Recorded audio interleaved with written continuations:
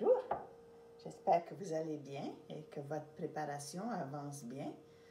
Avez-vous hâte à votre première communion? Alors aujourd'hui, on débute avec notre prière. Débutons avec le signe de la croix. Au nom du Père et du Fils et du Saint-Esprit. Amen. On va dire le Notre Père. Notre Père qui es aux cieux, que ton nom soit sanctifié, que ton règne vienne, que ta volonté soit faite sur la terre comme au ciel. Donne-nous aujourd'hui notre pain de ce jour. Pardonne-nous nos offenses, comme nous pardonnons aussi à ceux qui nous ont offensés. Et ne nous laisse pas entrer en tentation, mais délivre-nous du mal. Amen. Maintenant, la prochaine prière, c'est une prière que les parents pourraient dire. Alors, pendant que je lis, vous réfléchissez, vous ouvrez votre cœur à cette prière. Alors, c'est les parents.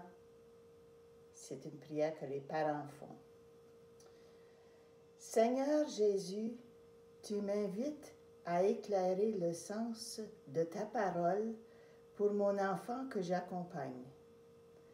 Mais je dois d'abord la faire briller en moi-même, ouvrir les yeux de mon cœur afin que je puisse te connaître en vérité et en profondeur. Je t'en prie, tourne le bouton rouillé de ma foi et de ma compréhension, que je puisse te reconnaître à nouveau.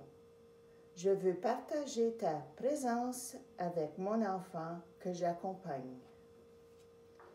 Fais que je proclame ta parole si parfaitement que son cœur s'ouvre et qu'ensemble nous puissions prier. Tu es le Christ, le Fils du Dieu vivant, aujourd'hui et à jamais. Amen. Et on peut chanter une prière. C'est une louange. Alors écoutez bien, vous pouvez l'apprendre. Ô Seigneur notre Dieu, qu'il est grand ton nom. Alléluia. Chantez avec moi. Ô Seigneur notre Dieu, qu'il est grand ton nom. Alléluia.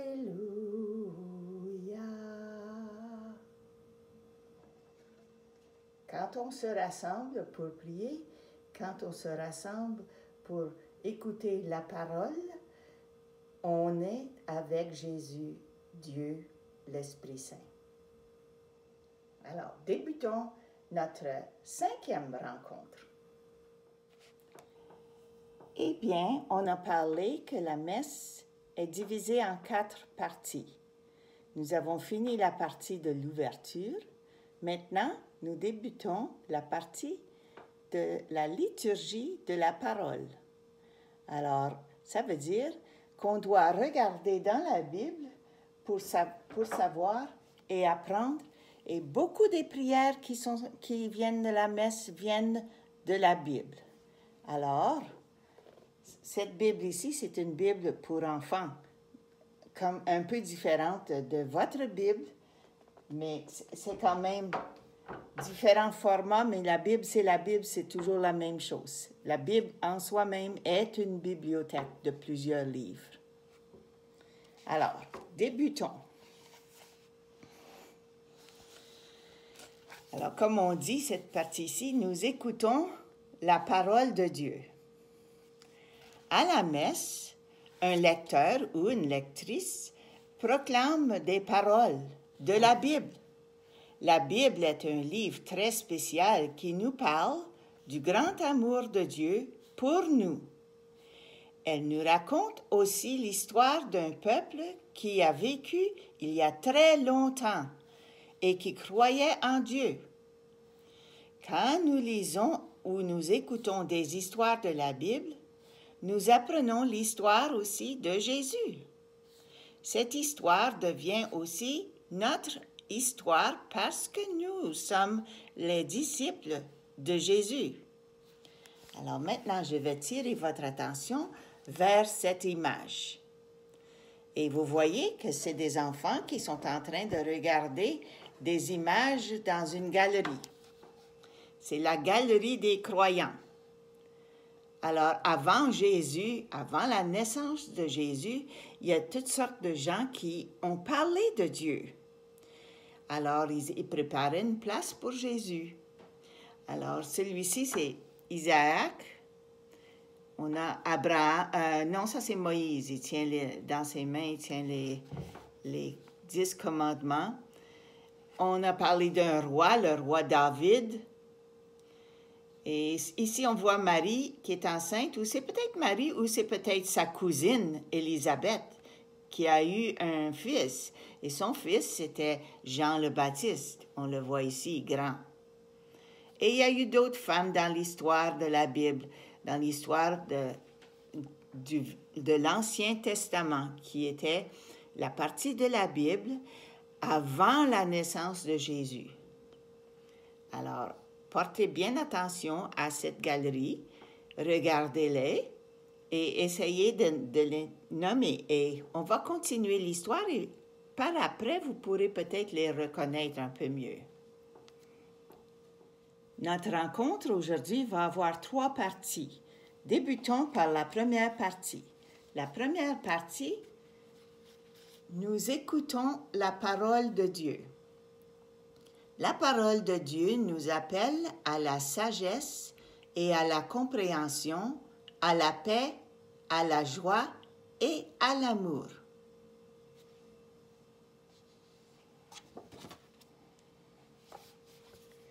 Alors, on va prendre notre cahier à la page 20. Assurez-vous d'avoir la page 20.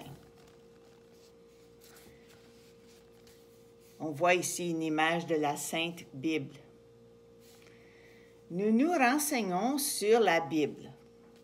Certaines personnes que tu as vues dans la galerie des croyants, la galerie qu'on regardait tout à l'heure, ça s'appelle la galerie des croyants.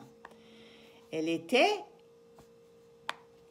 des chefs du peuple juif. Ils étaient des ancêtres de Jésus. Et Jésus a appris leur histoire quand ils étaient enfants. Alors, Jésus, quand il a grandi, il a appris toutes sortes de choses. Bien, il a appris l'histoire de toutes les personnes qui sont venues, les personnes du peuple juif qui sont venues avant sa naissance.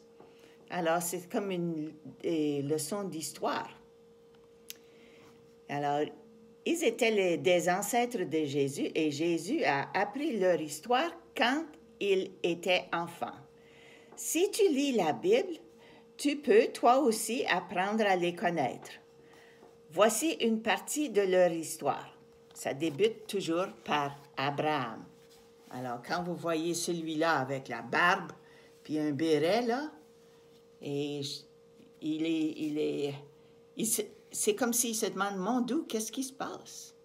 On dirait qu'il se pose des questions. Alors, qu'est-ce qui arrive au temps d'Abraham? Au temps d'Abraham, les gens croyaient en plusieurs dieux différents. Chaque peuple avait ses dieux qu'il adorait. Mais le vrai Dieu parla à Abraham. Il y a un vrai Dieu. Pas tous ces dieux-là que les gens croyaient. Et lui demanda de laisser tomber ses faux dieux. Alors, il appelle ça des faux dieux. Et de l'adorer, lui seul, Dieu, le Dieu unique. Abraham quitta sa terre pour habiter un nouveau pays, comme Dieu lui avait demandé. C'est là que sa femme et lui eurent un fils, appelé Isaac. Isaac. Vous pouvez répéter son nom, Isaac. Il y a 2 A dans son nom. Abraham suivit les chemins de Dieu. Il parla à Dieu comme à un ami. Il enseigna à Isaac à faire la même chose. Alors, voir Dieu comme notre ami, c'est une bonne idée. On peut faire comme Abraham. Alors, le fils, comment s'appelait le fils d'Abraham? Celui-là avec 2 A dans son nom, Isaac. Continuons. Plus tard, certains des enfants et des petits-enfants d'Isaac se rendirent en Égypte à cause d'une grande famine qui sévissait dans le pays. Alors, les gens avaient faim, il n'y avait plus grand-chose à manger. C'était une famine. Et là, ils purent enfin trouver à manger dans ce nouveau pays, en Égypte. Après plusieurs années, les chefs égyptiens décidèrent d'en faire des esclaves. Ils ont été obligés d'être des esclaves, travailler pour les Égyptiens. Leur vie devient très difficile, alors Dieu appela Moïse, lui demandant de faire sortir son peuple de l'Égypte. Parce qu'ils étaient quasiment comme des prisonniers, là. Ils étaient des esclaves, ils travaillaient très, très fort. Puis, ils ne faisaient pas d'argent, ils faisaient juste travailler pour rien. La vie était difficile. Alors, Moïse devait les conduire sur sa propre terre. Alors, où est-ce que c'était ça? On va voir. Moïse fit ce que Dieu lui avait demandé, mais le peuple mit 40 ans avant de rentrer chez lui, à la terre de Moïse. Pendant ce temps, Dieu donna à Moïse ses 2 commandements d'amour. Oh, c'est quoi les commandements d'amour? On peut les lire ici du Deutéronome et du Lévitique. Tu aimeras le Seigneur ton Dieu de tout ton cœur, de toute ton âme et de toutes tes forces. Puis l'autre commandement, tu aimeras ton prochain comme toi-même. Alors, ça veut dire les autres personnes autour de toi, c'est ton prochain. Alors, répétez après moi. Tu aimeras le Seigneur, ton Dieu, de tout ton cœur, de toute ton âme, de toutes tes forces. Deuxième, tu aimeras ton prochain comme toi-même. Alors, ce qu'on a appris en deuxième lieu de cette rencontre, deuxième chose, nous nous renseignons sur la Bible. Jésus a appris à connaître les paroles et les actions des grands personnages de la Bible. Alors, est-ce qu'on peut les nommer? On a parlé d'Abraham, son fils Isaac. On a parlé aussi des Égyptiens. Mais qu'est-ce qu'ils faisaient les Égyptiens? Les Égyptiens n'étaient pas très, très bons pour le peuple juif. Ce qui les a rendus comme des esclaves qui devaient travailler très fort et il n'y avait pas beaucoup de nourriture, ils ne faisaient pas d'argent. La vie était très, très, très difficile. Alors, Moïse est venu. Moïse a répondu à l'appel de Dieu. Il devait faire sortir le peuple juif de l'Égypte parce qu'ils n'étaient pas bien en Égypte. Puis ça a pris longtemps. Ça leur a pris 40 ans à se rendre. Alors, on apprend des choses dans la Bible. On a lu ça dans la Bible. Continuons. Qu'est-ce que c'est d'autre qu'on apprend? Quand les ancêtres de Jésus arrivèrent dans leur pays, ils formèrent un royaume pour maintenir de l'ordre. Le chef était le roi David. Alors, regardez bien, c'est comme ça qu'on montre le roi David. Alors, il était le chef du peuple juif. Comme Abraham et Moïse, David enseigna à son peuple à aimer et à servir un seul Dieu. Pas toutes sortes de faux dieux, seulement un seul, le vrai Dieu. Pour exprimer à Dieu sa foi et son amour, il composa de magnifiques prières on appelle les psaumes. Nous chantons un des psaumes chaque dimanche à la messe. Quand les gens du peuple oubliaient Dieu, d'autres personnes, des prophètes, leur rappelaient de se tourner vers Dieu. Le prophète Isaïe, voilà une autre personne. Où est-ce qu'il est le prophète Isaïe?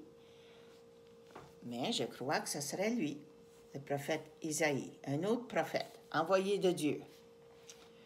Alors, pour rappeler qu'il faut se tourner vers un seul Dieu, le vrai Dieu. Alors, qu'est-ce qu'il a dit? On va le lire ici. Un jour, un Messie viendra. Il sera notre guide et notre sauveur. Mais nous, on sait c'est qui le Messie. C'était qui le Messie? Alors, vous pouvez en parler avec vos parents. Et il y a eu aussi un autre personnage qu'on a découvert dans la Bible.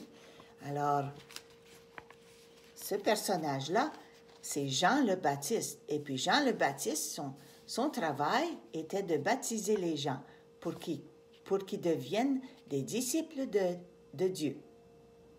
Et puis, il annonçait, il y a un Messie qui va naître bientôt. Il sera mon cousin. Jean le Baptiste, c'est le cousin de Jésus. Préparez vos cœurs. Quelqu'un de plus grand que moi viendra pour vous sauver. Puis, il ne savait peut-être pas son nom encore, mais il savait qu'il y a quelqu'un de très important qui était pour venir sur terre pour sauver les gens. Alors voilà une bonne leçon à retenir. Je vous demande maintenant de retourner à la page 19 et regarder la galerie. Et avec vos parents qui sont avec vous pour cette petite rencontre, vous allez regarder les images dans les cadres et vous allez voir si vous êtes capable d'identifier ces personnes. Alors moi, par exemple, je vois qu'il y a le roi David ici. Mais je ne vais pas toutes vous les dire. Vous allez les trouver avec vos parents et voir si vous vous rappelez de leur nom et qu'est-ce qu'ils ont fait. C'était quoi leur tâche?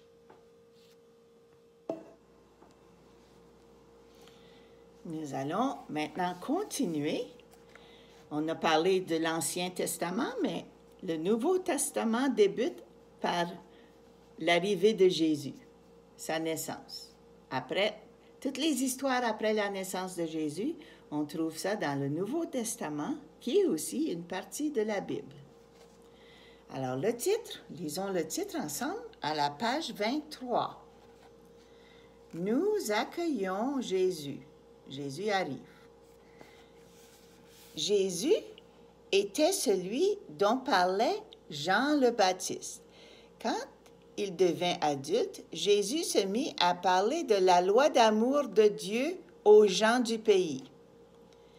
Jésus mettait toujours en pratique les commandements d'aimer son prochain en aidant les malades, en accueillant les enfants, en pardonnant les pécheurs.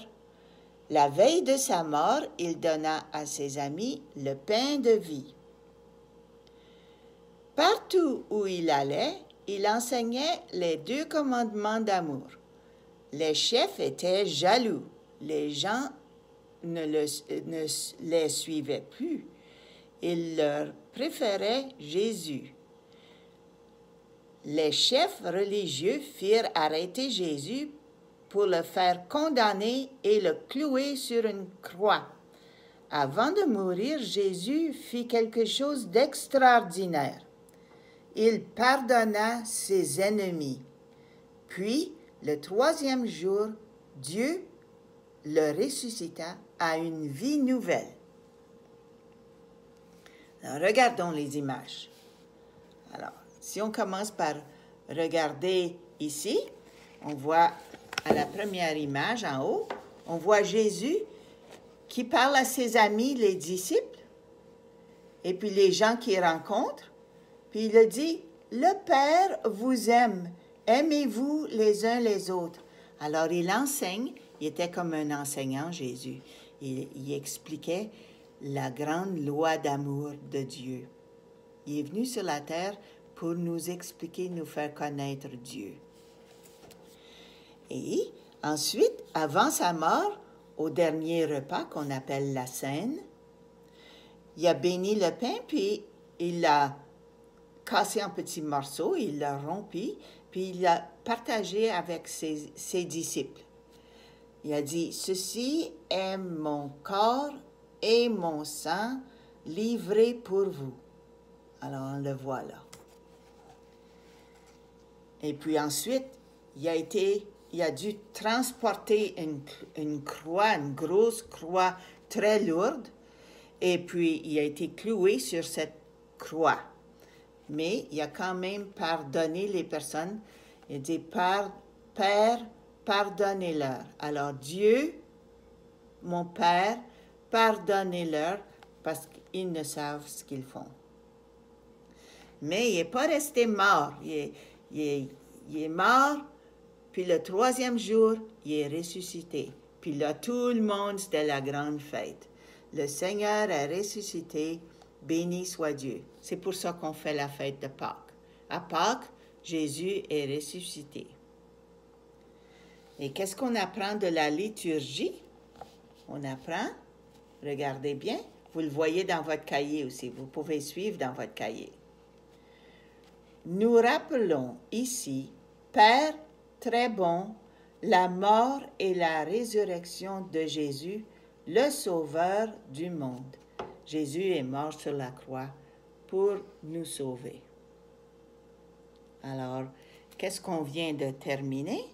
On vient de terminer la troisième partie de cette leçon qui est « Nous accueillons Jésus ».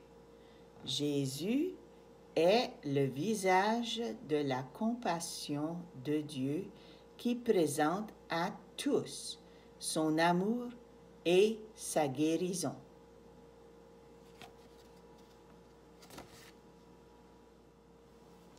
Maintenant, pour votre devoir, vous allez lire dans la Bible pour enfants.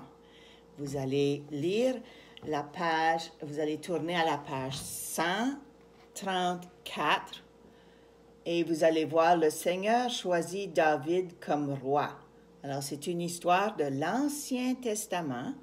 Vous allez lire de page 134 à 139. Ensuite, vous allez tourner à la page 148. Puis là, l'histoire du roi David va continuer. David devient le roi d'Israël. Alors, encore une autre histoire qui se continue de l'Ancien Testament, de la Bible. Et ensuite, vous allez tourner à la page 154. Et puis là, il y a l'histoire de Salomon demande la sagesse de Dieu. Alors, c'est toutes des histoires avant la naissance de Jésus. Ça veut dire que c'est des histoires de l'Ancien Testament. Vous allez lire jusqu'à la page 159. Et puis, si vous voulez faire un devoir sur papier, je vous encourage de dessiner un beau dessin d'amour. Alors, quand on parle de l'amour de ton prochain, ça veut dire peut-être l'amour de ton ami ou l'amour de tes parents, l'amour de ta famille. Tu vas dessiner un beau dessin d'amour. L'amour de Dieu. Dieu t'aime. Alors, Dieu nous a dit, aimez-vous les uns les autres. Alors, faites un beau dessin, puis envoyez-moi-le. Et puis, je vais vous envoyer en courriel des dessins que j'ai reçus. Ça va être intéressant pour vous de voir les dessins des autres. Alors, bon travail, continuez, vous allez bien, on se prépare bien. On a la fin maintenant, on est rendu à la fin de notre 5e rencontre. Alors, à la prochaine, au revoir, bye bye.